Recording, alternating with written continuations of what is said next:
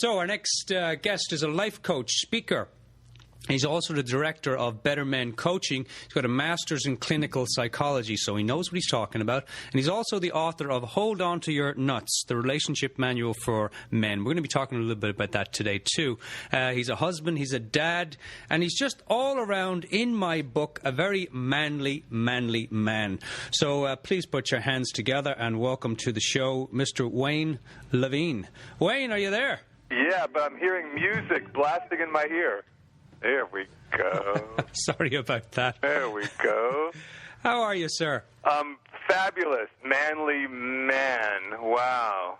I consider you, I mean, I've never actually met you, Wayne, in person, but at least from your book and the conversation we had the last time, I'd say you're pretty manly. Do you consider yourself a manly man? It has such a funny connotation to it. I am a man. I feel confident in my masculinity. When I was 33 and I did my first men's retreat, I remember coming home and looking in the mirror and thinking, oh, I'm a man. And up until that point, I had always thought of myself as my mom's baby boy. Yeah. Isn't that interesting? Now, what would you say because as men, we definitely have this, idea of what a manly man is. Well, in your own view, what would you say a manly man is? Well, here's what I think. First of all, can you pop me up a little bit? I'm having a hard time hearing you. Yeah, absolutely. How's that now? It'll be fine. Good.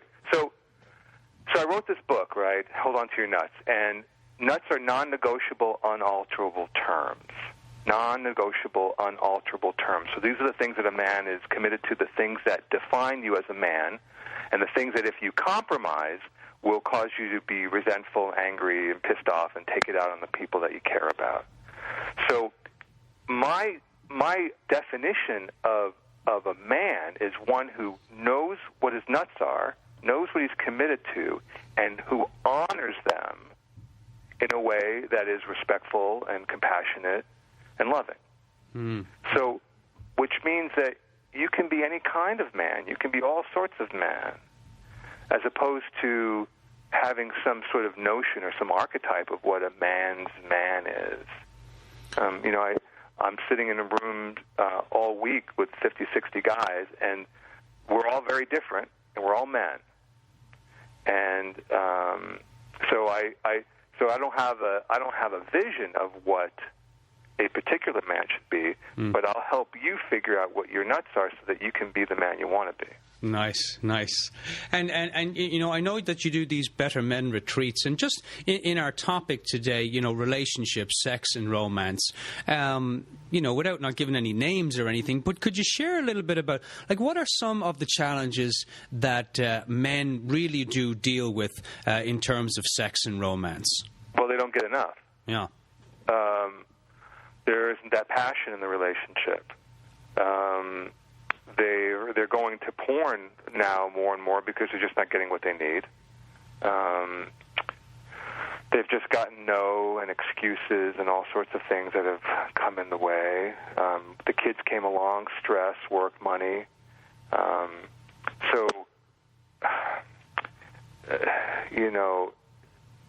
The big issue is, why are men not happy sexually in relationships? And at the same time, you can ask, because their women aren't either, why aren't the women happy with the relationships? So yeah. Well, you in your book now, Wayne, you say that the sex and the romance is the man's job. Now, can you talk a little bit about why that actually is? Well, I don't know the origins of all this stuff, but all I can tell you is that I don't need candy and roses to get interested in sex. Yeah. So apparently, the evidence suggests that men and women are different. So women need to be romanced to feel that opening to intimacy. Men don't need that, but through sex and through loving and affection, we find that intimacy that we need, and we find that connection. So in order to, if you're in a committed relationship, in order to have the level of intimacy you want and the sex that you want, us men clearly need to do some work, because we need to get our women into a place where they are feeling all that femininity and connecting to that divine and wanting to share that with us. So there's, in order for us to get sex from our significant others, there's some work involved. There's some romantic work involved. Would that be fair to say? Yeah, but it's interesting hearing you say that. In order to get sex, right? It should just be flowing, shouldn't it? The love should just be flowing in a relationship. Sex is part of the relationship. The intimacy that comes from it. So everything's foreplay. And if men remembered that, this wouldn't be such an issue. From the minute you wake up in the morning, it's all foreplay. It's all making her feel a particular way about being in relationship to you. I was reading over now, and we're referencing a little bit of a book that you wrote a few years ago, Hold On to Your Nuts, the relationship manual for men. And one of the tips that you had in there in the sex and romance chapter was, and I thought it was brilliant, was be the man your wife would like to have an affair with. Is this kind of what you're talking about now? Indeed. It's about being creative, right? It's when you were courting her, what were you doing? You were doing anything you could to get some, right? So when did you get lazy? When did you quit? Probably about 2 years in, Wayne. About 2 years in that's exactly the number. Yeah. And what happens about 2 years in is that you've already also compromised yourself quite a bit. And so the resentment is building. It's one of the reasons why you're not working as hard, because you're thinking, you know what? She's not doing what she used to do as much as she used to do, and I'm sort of pissed, so I'm not going to do what I used to do. And then, boy, now it's going down a bad path. But if you were to do what the man who was having an affair with her was doing, that'd be exciting, right? Absolutely. Every minute of it. That's right. So then I've sat with many men telling me why their women just aren't into sex anymore. And so I would say, so tell me, who is her favorite rock star? Let's say it's Bono from U2. So I say, Bono rings the doorbell. She answers the door. He picks her up and carries her to the bedroom. Do you think she's not going to have sex with him? So, and what's the typical response that you get from a question like that? Well, sort of, a blank face. And yeah, just thinking. Well, yeah, but that's Bono. Well, right. Then what are you not doing? Yeah, the yes, but. Yes, but. So, yes, it'd be a fantasy, and yes, it'd be extraordinary, but don't tell me she doesn't want to have sex. She's just not wanting to have sex with you because of what's going on between the two of you. So this is also, I mean, this is also kind of creating some of those components of a sustainable, passionate relationship, right? Yes. Yeah. Now, add a little bit to that, Wayne, because you've been married for over 30 years. Yes. And you've been doing this work for well over 20 years. How is it you're able to, and I'm assuming here that you're in a passionate, loving, healthy relationship. How are you able to sustain that over such a period of time? Well, let me tell you something. And this is going to surprise you because we haven't talked about this. So I'm actually out of my marriage now. After 30 years? 31 years. Oh. Yes. Well, I tell you what. Bless your honesty, mate. Holy moly. Yeah. And that could be a topic for another conversation. Sure. Yep. Because that's a whole other adventure. And how I came to that. I mean, I love her. I'll always love her. We were friends since I was 19, right? But I wasn't getting what I wanted for a long time, and it took me a long time, to be honest. Okay. Now, putting that aside for a moment, part of the reason I'm out is because of what I'm wanting in this world, right? And how I've changed over the years. And if you're not on the same page and you want something else, if you don't make a change to get out of the relationship, you're just not going to be very good to each other in the relationship. So we'll put that aside for another topic. Yeah. Today. Yeah. Well, absolutely put it aside.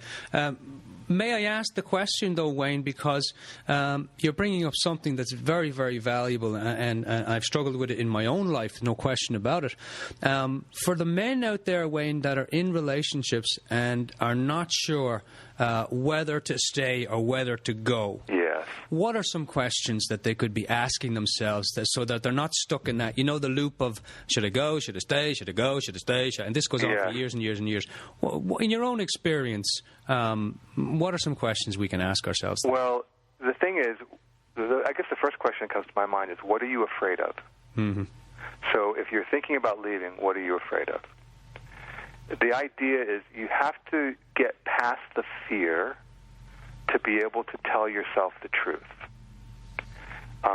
And you also want to know that you've done everything you can to get clear about how you feel, everything you can to make improvements within yourself and within the relationship. It's difficult to leave with a clear conscience if you don't feel like you've gone all the way. Mm-hmm. And sometimes, and more often than not, going all the way means you're staying maybe a lot longer than you wish you had.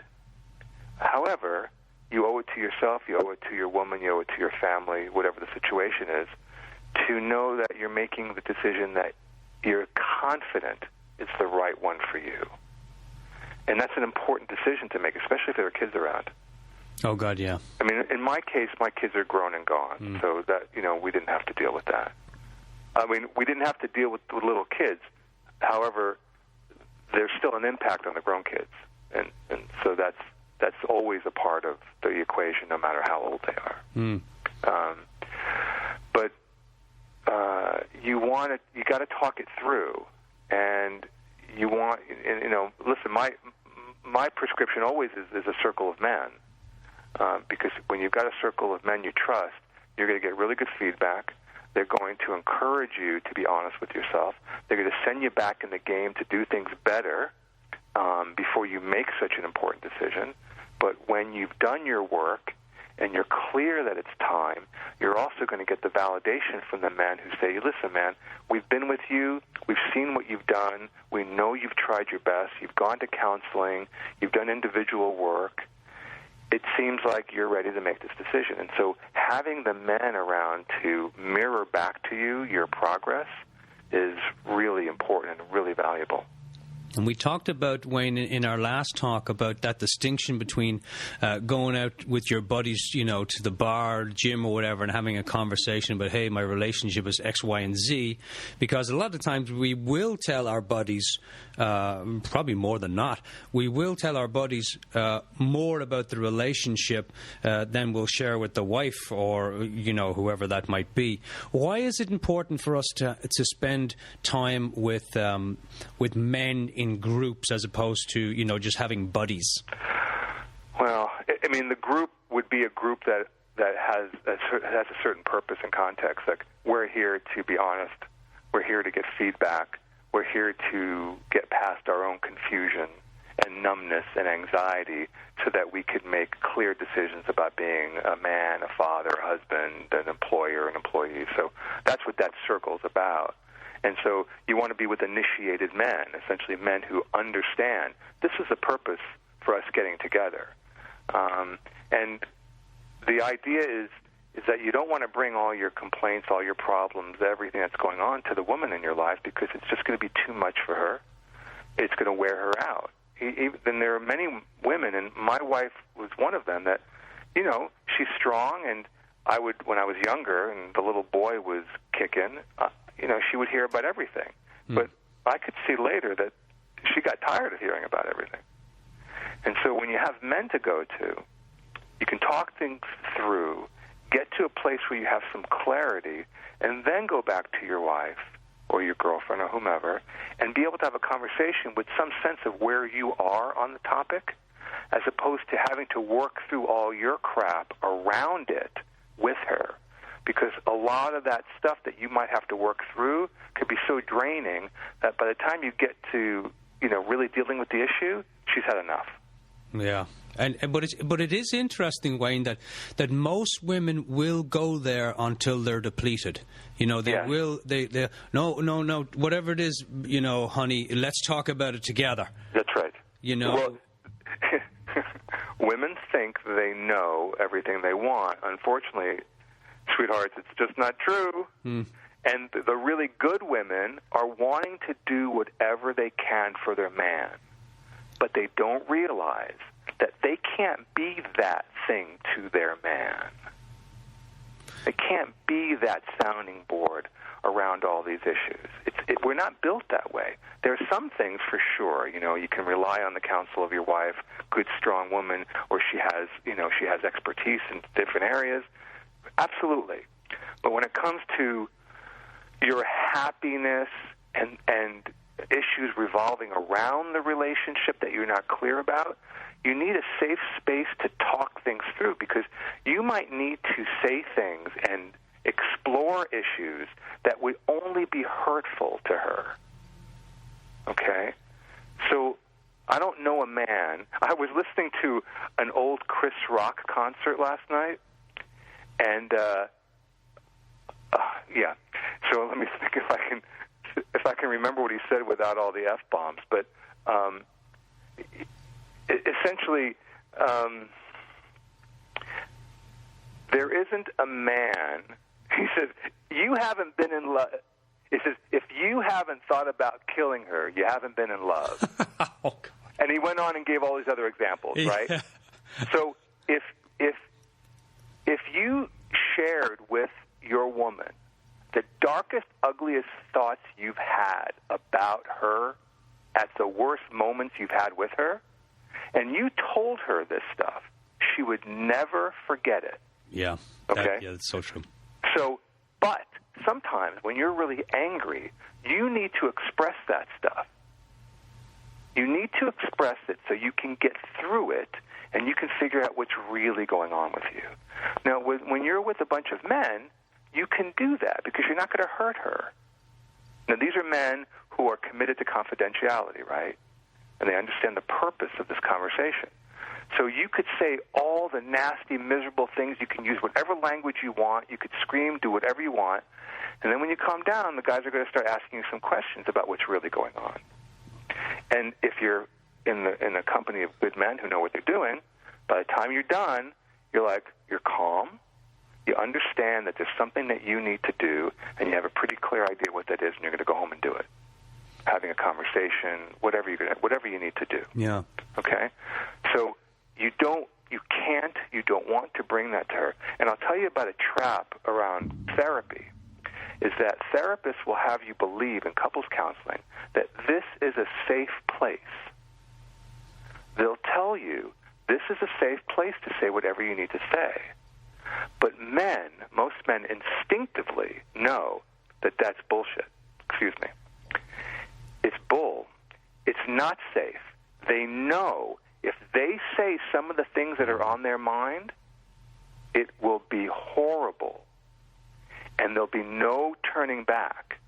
And I have to tell you, I've heard men and things that they've said in couples counseling that just made me shudder. And it never turned out well. So the problem with couples counseling is that if it's the only thing men have, they won't necessarily, and I would almost say almost assuredly, won't get what they need. They'll get clarity around the relationship, but they won't necessarily get to a point where they're being as honest as they need to be so that they get the wisdom that they need.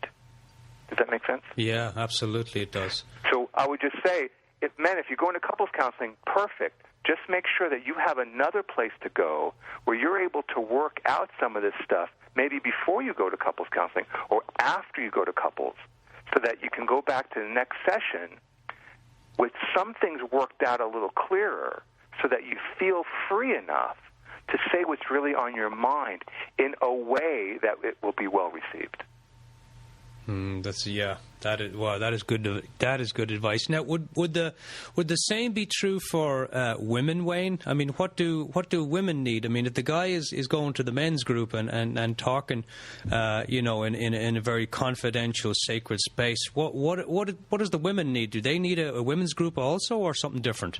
Well, I think counseling for women is a good idea too. Women generally have women friends that they're talking to. Now, it's good news, bad news. As most of us know, a lot of the input that women can get is very unhealthy, just as it is for men sometimes. Because you could be talking to your buddies about your woman, and if they have a lousy relationship, they're going to give you some pretty crappy advice. Right. So the same happens for women. So it's a good idea if there are issues to be worked out. It's good to have counsel. If you have good friends, if the women have really good friends and they're grounded, and they're not afraid to tell their friends the truth, then that's valuable and it's necessary. But again, I think the couples counseling it's just not enough. I haven't seen it to be enough. Now, this becomes a difficult topic to assess because people will accept less than what they want. Oftentimes, I mean, I think we live in a world where we just settle.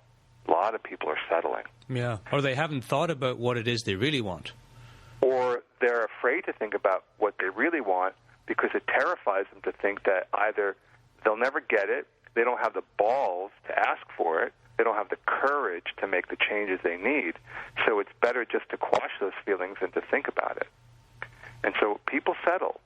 And I think that happens a lot in couples counseling. You might go in and work out some of the problems and you're not at each other's throats anymore, but are you really happy? Is your sex life really what you want it to be? Do either of you have the intimacy that you both dreamed of? There's a lot of other work besides therapy to do, and there are retreats and all kinds of spiritual and meditative and sexual retreats that are wonderful.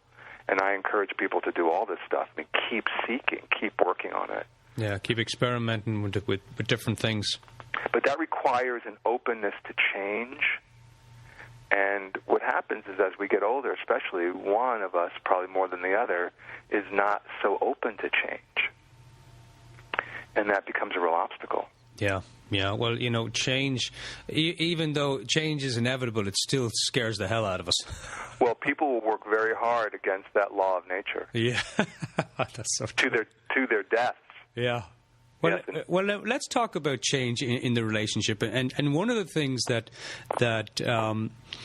I really enjoyed about your book, and you hear it from men all the time, is that this idea of intimacy, or as the spiritual woohoo is intimacy. Yes. Why is it, Wayne? But it's a true fact that intimacy for a man, and I speak from my own experience there also, that I have a tough time, and I wouldn't say I'm alone here, in really showing affection and really allowing myself to be intimate with a woman. What would you say to men out there who say this? Intimacy for me is really hard. Yes, it is. Well, for many of us, we know what we've seen. I mean, if you saw a love affair going on in your home when you were a boy, you'd know what that looks like. So if your father had been affectionate, you would have learned how to do that. Sometimes growing up, how you felt wasn't honored. And so if you were a little boy and you were shut down by either your mom or dad, culturally, religiously, however it might have shown up, then you would think twice before allowing yourself to be vulnerable again. So there's abuse that happens of all sorts that keep men from showing their true feelings. And for a lot of men, as they were growing up for boys, they got hurt by the women in their lives, mom, girlfriends, and so every time they got hurt, they got a little bit more protective. Mm. And so they learned not to share that, because if they share that, it'll be used against them. So we learn these things growing up, where most of us are subjected to these things. So what are you going to do? I mean, you adapt. You do what makes sense. You do what feels good. You protect yourself when you're 5, 8, 10, 15, 20, 30, and there you are. And so you get into a relationship, and she's pounding you like, why don't you open up to me? Why don't you talk to me? And they may not even remember why anymore, because it's just been going on for so long. They're so disconnected from how they feel because their feelings were never really honored. And so the work for us men is to learn to open up, because I'm telling you, to a man, you all have feelings. You all have very deep feelings. It's just that some of you are going to have a harder time accessing them because of your life experience. Mm. So then, and you were talking about the men's group. Would it be fair to say, Wayne, that men would share their feelings with another man before they'd share them with their woman? Well, in the men's group, they learn to do that. So they learn to express their feelings so that that's not such a terrifying prospect anymore. And then they're encouraged now that they're clearer about how they feel to go back and share that with their women. Oh, absolutely. Right, there's the distinction. Yeah, they learn how to do it in the men's group, they get it honored, practice it, and then be able to bring that back into the relationship. It's everything that happens in the men's group is about taking it back to your life. Yeah. Yes. Wow. Very powerful. Let's take a quick little public announcement here, Wayne, and we will be right back to you in just a minute. Sounds good. KOWS LP 107.3 FM in Occidental, California, community radio for West Sonoma County. And, of course, we are streaming on the World Wide Web at KOWS.FM. If you need to phone into the station, it's 707-874-1073. This is the Celtic Coach radio show. I'm your host, the Celtic Coach, a talk show just for men and all things manly. We're talking today with Wayne Levine, life coach, speaker, director of the Better Men Coaching. He's also author of Hold On to Your Nuts, the relationship manual for men. And all around, we established a manly man at the start of the show. Wayne, thanks very much for being with us. Absolutely. So, Wayne, before we did our little break there, you talked about something that I think is very, very valuable in terms of you talk about silencing the little boy. Now, we've had a conversation around, being able to honor growing up and not having our feelings honored and my mommy didn't love me, my daddy didn't love me, all that type of stuff. And then learning to be able to share those feelings in a men's group, and then to bring that into those lessons, those learnings, that practice into, your relationship with your significant other. One of the things you talked about in the book was silencing the little boy. Could you talk a little bit about who is this little boy that you're talking to, and why would we want to silence him? Well, he's a little guy who didn't get the fathering that he wanted or needed or thought he wanted or needed when he was a little one. Didn't get the attention from his mother the way he needed it, and has continued to stomp his feet through life and expecting people, women in his relationships to read his mind. He pouts when he doesn't get what he wants, rather than being able to assess what's happening and making a mature decision. This little boy keeps the man from growing up. And so now we've got guys in their 20s and 30s and 40s and 50s who, and everyone knows these guys, they behave like children. So it's not about disregarding the inner child, which is an important form of therapy that's available for people. It's not about turning that off. It's about acting more like the man you want to be so that the little boy goes away. I don't know if any of, I'm sure some of your listeners watch Game of Thrones. Yeah. And there was, in a recent episode, there was a line that he said to Jon Snow. He said, Jon Snow, the winter is coming. Kill the boy and let the man live. He had a job to do. He had a job to do to lead the men, and he was advised, kill the boy and let the man live. So there's a distinction there, Wayne, that you're making between the little boy and the inner child. Yes. Because we don't want to kill the inner child. That's correct. Look, you have feelings, and there's a lot of work to do around what happened when you were a child, to come to terms, to heal it, and then to progress and to emotionally evolve past that point so that your emotional evolution can catch up to you, right?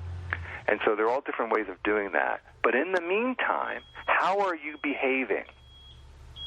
How are you relating to the men in your life, the women in your life, your children? How are you being with employees or your boss? So if you're acting in an immature way, it's really going to work against you. And so this little boy needs to be addressed. Now, it doesn't mean necessarily that you've healed all your childhood wounds, but you have the ability as a man to say, this is how I'm feeling, but this is how I'm going to handle it. And so, in a way, a very well-known expression, fake it till you make it, is you have the ability to act like the man you want to be, even if you're having a little boy experience. And so a lot of the work that we do here is just teaching some skills and some tools to be able to behave differently. Because when you behave differently, you have a different experience. And when you have that different experience, that little boy's voice starts to get quieter, because you start to realize you actually feel better about yourself when you handle yourself in a mature way. And you start to see how everybody in your world reacts differently and more positively towards you when you do that. So that's part of what silencing the little boy is all about. And, in a relationship with women, women do not want to have sex with a little boy. They are very turned off. And so when you bring that little boy to your relationship, that is one surefire way not to get laid. So how would now, before I ask that question, let me ask you this. You mentioned there that you share different tools with the men in your group about silencing this little boy. Would you share one here on the air just for people who are listening? It's always just so in the moment, right? A lot of the tools that come up, I sort of make up in the moment. Yeah, sure. Based on sort of the story and what's going on. How would a person know that, hey, right now I'm in my little boy mode? Because a lot of times as men, we're the last to know, Wayne.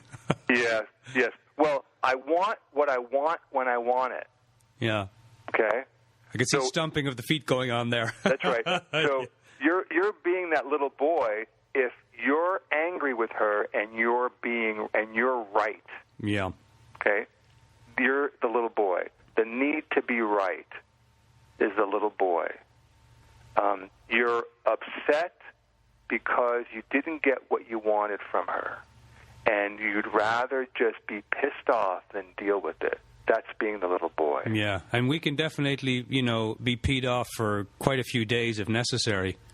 Oh, yeah. Never changes anything. Exactly, and that's being a little boy. Just like women can be the little girl. Yeah. Right? But we have the ability as men to overcome that. And when we can push that aside, now we're available to take care of our women when they are being the little girl. And that's very comforting. And she needs us to be able to do that. She needs us to be able to be there no matter where she goes and what she does. Now, that doesn't excuse abusive behavior. I'm not talking about that. But just normal, typical emotional reactions to life. She wants to know that you're going to be there no matter how drastically she might respond and how sad or upset she might be about something. She wants to know that you're going to be there. But that's very difficult to do if you're struggling with the little boy in you, because the little boy is going to react as dramatically to her reactions, and now you got a problem. Yeah, and what would be a question we would ask ourselves, Wayne? You know, the way in one instance, when our ladies are being emotional, you know, we're thinking, I got to get the hell out of here. Yes. But on the other sense, there's also this need, want, desire from the woman to say, hey, I want the guy to step up right now and do whatever he needs to do.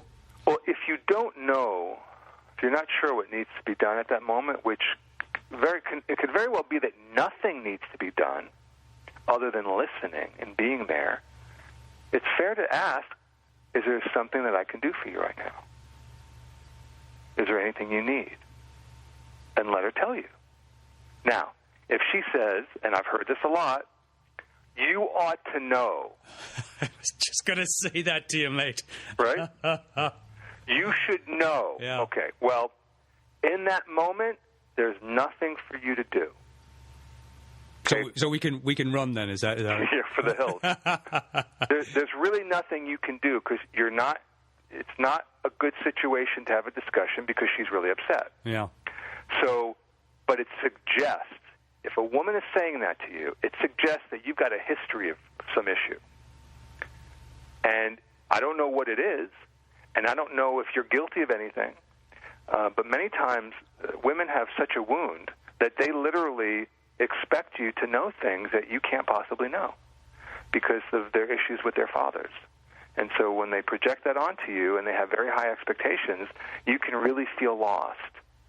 But the men, you have to know that if you don't know but you care, there's nothing wrong with asking. And there's nothing wrong with saying, well, look, I'm not really sure what you need, but let me know when you know. And if it's something I can do, of course I want to do it. Yeah, and what woman wouldn't say absolutely to that? I mean, I think women want to know that even though, you know, our legs are shaking, we want to run for the hills, that, you know, we can stand our ground and say, hey, listen, I don't know what you want in this moment, but, you know, I'm not going anywhere, and I care enough about you to just kind of stand here and see what happens. Right on. That's perfectly okay, and you're doing everything you need to do. And you know, on that point, a lot of men are isolated. They don't have relationships with other men. They don't have anyone to bounce these things off of. And so they have no idea whether they're doing things well or not. Mm. And in many cases, men, you might be doing it perfectly well. But if you have doubt, that's a problem. And so that's reason enough to make sure that you're connecting with someone to get through the doubt. And be able to continue to do what you're doing, but with a greater level of confidence, because she's going to feel the energy of that confidence, and that's going to be able to help you out of most situations. Yeah, I mean, women know, Wayne, when we're not bringing ourselves to the game. Oh, you know. They have, like, I don't know what the heck it is. It's like spidey sense or something. But they and not only that, I've also through the years learned that women, they never stop testing us. Testing our love, testing our courage, testing our strength, testing, are we present, are we listening, are we just kind of, Yeah. They are testing, and you know that could be good. Some women test more. Yeah. The more insecure women will test a lot more, and sometimes it's a real issue, and sometimes it's not something that the men really want to put up with. But yes, the testing does go on because they want to feel secure. Yeah. Yeah. Well, this is a great segue now into the last time, Wayne. I had you answer a few emails from the men, but I thought I'd throw it out there and to answer some questions from the ladies about men. So let's see how this goes. Fingers crossed. Yes, sir. All right. This one is from. What's the lady? Okay, this one's from Nancy. And she says, what is the role of the woman to support and strengthen the intimacy and relationship with her man?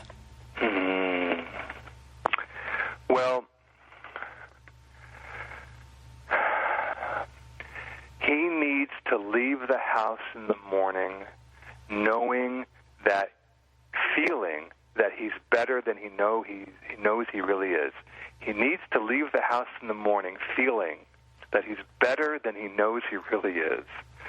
So what the woman can do is to make us feel terrific about ourselves so that we can go out and slay dragons. Now, how do you do that? Right? You make yourself vulnerable. You do your work to connect to the divine feminine. You get all the support you need to be just the woman you want to be. Now, it's hard to be that woman if you don't feel safe. It's hard to be that woman if you're living with a little boy. I understand all that. But the ideal relationship is the man is firmly grounded in his masculinity, and the woman is connected to her divine feminine. And so they both are wanting to do for each other everything they can because they know that they're being taken care of in return. What's happening in so many relationships is that neither of you are getting what you want, and you're defensively sort of waiting until you get what you want before you give what you can give. And instead of working together to move forward, it's all polarized. So, what does a man want from his woman? He just wants her to be open and loving and supportive and accepting, right? Which is very much what a woman wants, right? Right. We want the same things, but how we give it to each other is very different. How we respond and the order in which it needs to be delivered is different, too. Sort of like the romance and sex. It's different for a woman than a man. But what I would say is that the things that you used to do when you were first dating, you need to keep doing that stuff because he still wants it. He misses it. And if he doesn't get it from home and he hasn't learned the skills to talk to you about it, he's probably either thinking about getting it from someplace else or getting it someplace else. Right, and you mentioned that in the book that the sex and romance department is the man's department and forever. Yes. Regardless of who he's with, that's his job. Yes, but it doesn't mean she doesn't have work to do. I mean, when you're with a goddess, you're going to get everything you need. You just better know how to deal with that goddess. Yeah. Well, you mentioned something there now, Wayne. You talked about the woman, when she's in her divine feminine. Now, so how does a woman get into the divine feminine? How does she connect to that? Oh man, I don't know. I work with men. Yeah. We have our men's groups, and I'm just wondering. Okay, well, what does the woman? Because I think in your book you mentioned that women should hang out with other women, and they should. I'm pretty sure I read it in your book. They should dance and kind of let themselves a little bit go loose every now and then, so they're not so structured. Well, yeah, it's not in my book, but I've written about it, and women know. If you say, let me just say this. When I've been with couples and there's a lot of tension, and I would say to the man, all she wants is for you to take care of your girl. Okay, when I say that, the women usually all begin to cry because they know what that means to them, what it feels like. Yes, I just want you to take care of your girl. And I think that many women, if you say, wouldn't you love to be treated like a goddess? They would say, oh, my God. Okay, they know what that means. Yeah. They know what that means. And it might be slightly different for everybody, but if you push it and you talk about it and you dig, you'd find what that really meant to them. So what does it mean for them to be connected to that divine feminine, to feel like a goddess? Well, they need to feel absolutely safe. They need to be able to have the support to connect to their sensuality. They need a place to express themselves. They need a break from the kids and from the chores. They need room to be that little girl, to find out what it's about, to go on retreats, to whatever it takes.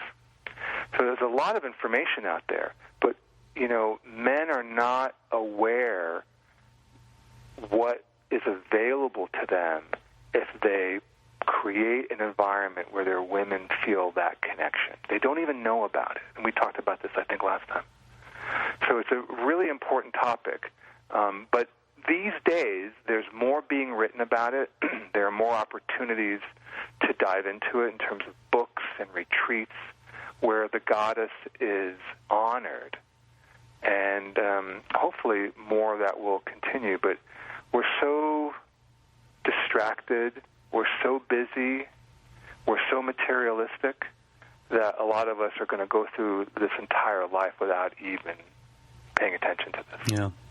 Well, this next question, the first question kind of definitely took us up into the realm of the divine goddess, and this next question is going to, I apologize ahead of time, is going to take us into more of the first chakra. This is the second question here now is from Tracy. She said, "Hi, my name is Tracy. Love the show. Thank you, Tracy.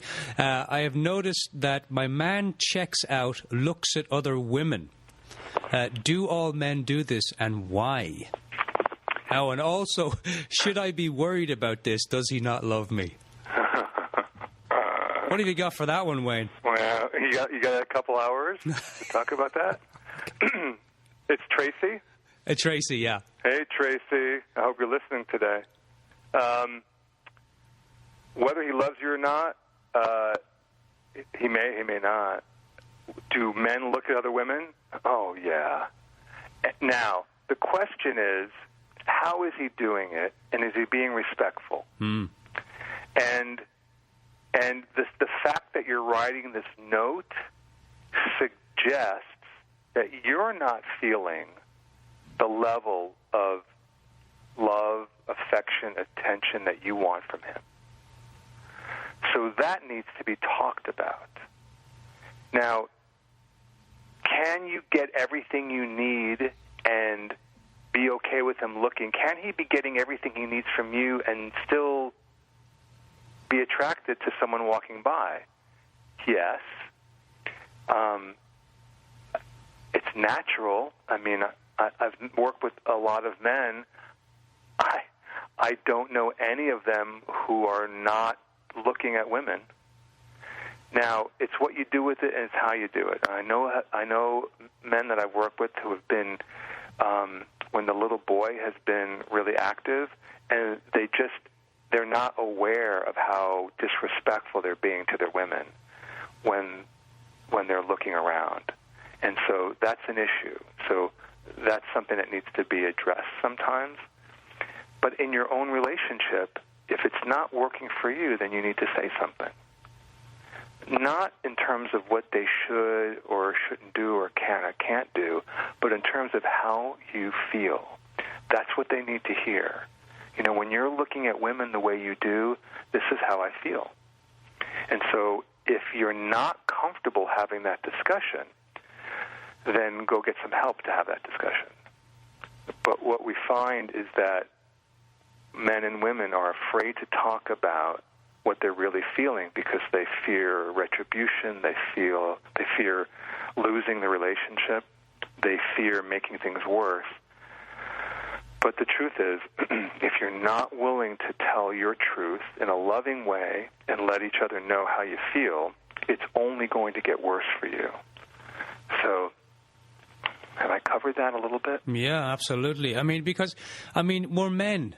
And it's like the sexual instinct is so strong in us in the same way that the emotional connection through sex is so strong for a woman. And it's not, I don't know, I can't speak for other men, but when I'm checking out other women, it's just like a passing glance. I'm not standing there, thinking, oh, okay, let's do some visualization here. And I think that's true for, I don't know, I would say majority of men. I think it'd be a very difficult thing, though, for most men because women notice the men checking out the other women. But I wonder, Wayne, how many women actually say to their man, hey, listen, I see you checking out all these women. What's going on? Well, sometimes comments are made, but they're usually shaming comments. and that doesn't move the conversation in a positive way. But there's a way of handling it, saying, I see you checking her out. Why don't you come and do to me what you're thinking about right now? A mature, grounded, secure woman can appreciate the fact that he's married, he's not dead, he has eyes, and there are a lot of attractive women in the world. But as a woman, are you connected enough to your sexuality that you have the confidence to take care of your man? Because with that kind of energy, he won't be thinking about this other woman when he's with you. Because that feminine energy is so powerful. If you know it and you know how to use it and turn it on, you can keep your man happy. And sometimes that means change, learning some new things, doing some things together, checking out some, tantric sexual opportunities and seminars. And there's so many things out there. Reading a book together, and seeing what's out there, and talking about fantasies that you haven't expressed to each other before, and do some role-playing. There are lots of things out there, but, it's a very vulnerable situation, right? Sex. We're very exposed, and we live in a particularly repressed culture. So there are some couples that have no problem doing it. It's wonderful. All sorts of alternative lifestyles. But for the majority of couples in this country, I think we're very repressed, and we're just not even close to having the conversations that we want to have. Yeah, there's definitely some. It takes courage. There's no question about that, Wayne. Wayne, with about the 4 minutes we have, I'd like to do two things here. One of the things in your book that you talked about, we're talking about relationships and how do we really, have just wonderful, beautiful, powerful, passionate, exciting, loving, relationships, or with our woman from a man's point of view. And one of the things you talked about in the book, if you could just say briefly, just a few little bits on this, to turn the relationship around, we must close the back doors. And you talked about there, one of the things in really getting your relationship, creating a stronger relationship, is being the man your wife would like to have an affair with. And you also talk about, closing these back doors.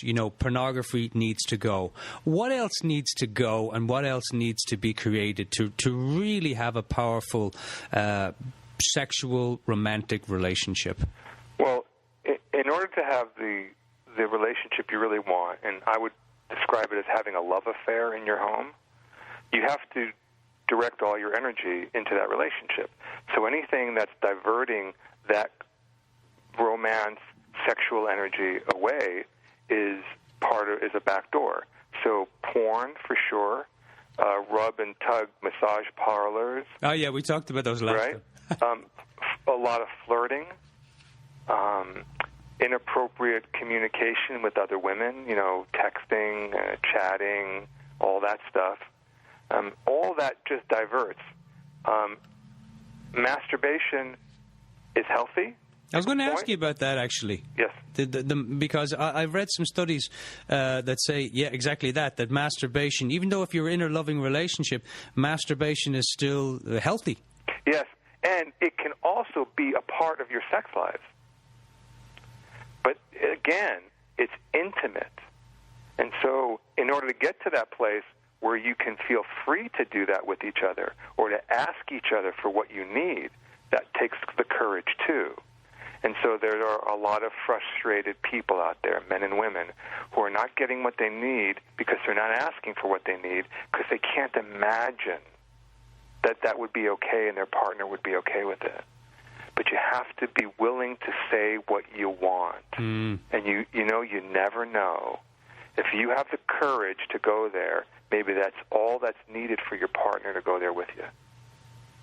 It's a beautiful, beautiful way to end our show today, Wayne.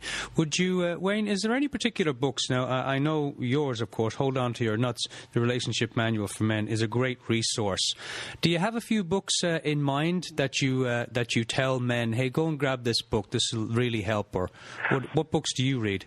Well, I mean, around couples work, that Getting the Love You Want by Harville Hendricks is a very good book, and it's got exercises. He's the one who developed imago therapy.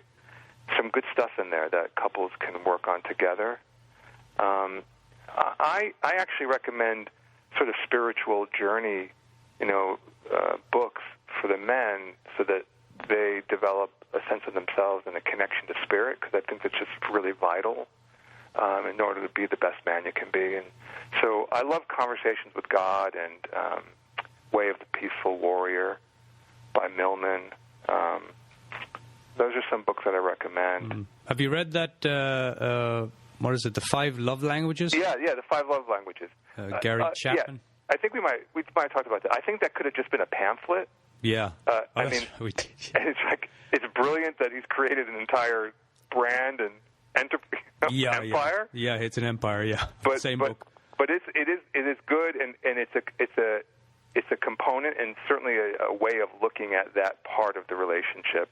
But, it comes from listening. To understand your partner and know what love means to them, it just comes from listening. But it's helpful to know that these categories, because it gives you something good to think about, a reference point.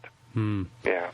Wayne, thank you so much. It's always so enlightening to talk to you. And again, I just appreciate your honesty in being able to answer some of these questions from your own experience for the show, because I think the more authentic that we can be in our relationships, then the better men that we're going to be in them. So I really appreciate that you bring that to the table. I appreciate that. I'm going to start hitting the road speaking this year. So I just want to put that out there. Some of your listeners might be looking for someone to talk about these and other issues in their organization. So yeah, give us some information, email information, website information, where we can contact you, Wayne. Right, bettermencoaching.com. There are lots of YouTube videos and articles I've written, quite a bit of information for men to get a sense of what we're doing, and for the women.